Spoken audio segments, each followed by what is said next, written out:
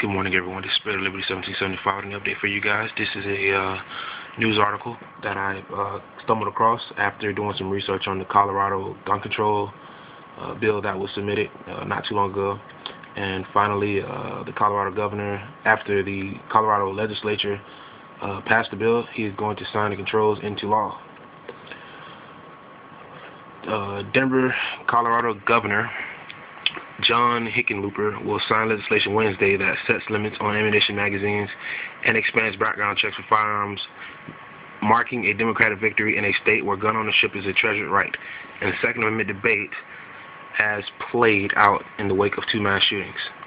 The measures proposed are some of the strictest gun laws in the nation, and their passage comes after weeks of tense legislative battles. Republicans and gun rights supporters put up a major fight against the measures in this politically moderate state, while Democrats made them the centerpieces of a package of legislative proposals drafted in reaction to shooting rampages at a suburban Denver movie theater and a Connecticut elementary school last year.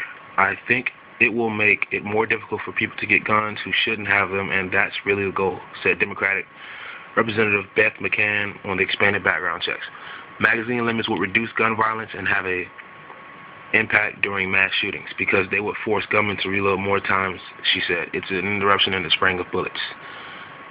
Wow. How many videos have we seen on YouTube with tactical reloads being performed in less than a second? But anyway, to continue, Hickenlooper spokesman Eric Brown confirmed Monday that the governor would sign the measures. Colorado's gun controls, which become effective July 1st, are the first beyond the East Coast approved this year. They are also getting approval as Congress embarks on its own gun debate in Washington, where Colorado's Democrats' proposals were closely watched because the state was seen as a bellwether. The Colorado laws include a ban on ammunition magazines that can carry more than 15 rounds and 8 shotgun shells. The bill on background check expands the requirement to sales and transfers between private parties and online purchases. Republicans reviled both bills and argued that proposals would not prevent more shootings but hurt law-abiding citizens exercising the Second Amendment rights. We're obviously very disappointed. I think we demonstrated time and time again all the issues associated with the magazine limit, said Republican Representative Mark Waller, the GOP leader in the House. They're doing this without any proof that banning this is going to have any impact on public safety, he said. Republicans seemed resigned from the start that the bills would become law, though Hickenlooper said previously he would sign the magazine limit, and he specifically asked the legislature to expand background checks in his annual address. Our only hope is if his pen runs out of ink, said a rueful rep, Ray Scott, Republican of Grand Junction. The governor also was planning to sign a bill reviving user fees for gun purchases needing background checks.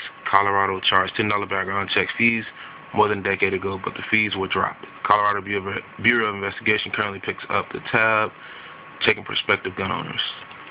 A Colorado-based magazine manufacturer said it would leave the state if the new restrictions were passed, taking hundreds of jobs with it. Magpul. Democrats tried to ease the concerns from Magpul Industries, saying the company can still manufacture higher capacity magazines if they were sold out of state.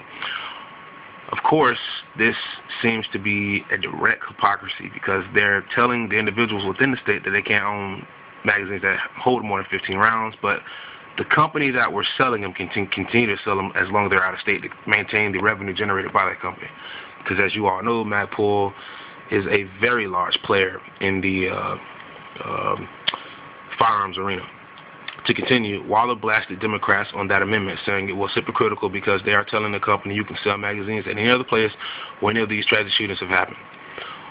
Waller called the exemption a monumental inconsistency in their thought process. Other Democratic gun control proposals still pending in the state legislature include a ban on gun ownership by people accused of domestic violence crimes and a bill to eliminate online-only safety training for people seeking concealed weapons permits.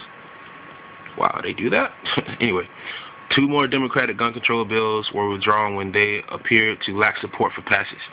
Those included a new liability standard for gun owners and sellers and a ban on concealed weapons on public college campuses. Republican gun ideas were hastily rejected earlier this year. Those ideas include expanding gun laws to allow teachers to carry concealed weapons and a failed attempt to require armed security guards at businesses that ban concealed weapons. So basically, in a nutshell, John Hickenlooper, the governor of Colorado, is going to sign into law the Colorado gun control measure that they have been fighting over since the Newton massacre, and it's basically going to restrict magazine limits down to 15 rounds or 8 in a shotgun, and extend background checks to cover not only online purchases but also private purchases. So it's just some news to let you guys know what's going on in the firearms arena in our Second Amendment fight. And Colorado, which was, the purveyor at one point in time of the Second Amendment, is slowly becoming a mafia-esque type of regime that we've seen in New York, California, and other Detroit, Chicago. It looks like they're slowly becoming one of those major cancerous governmental entities. So this is Spirit of Liberty 1775 with an update for you guys. Please like, comment, and subscribe, and let me know what you think.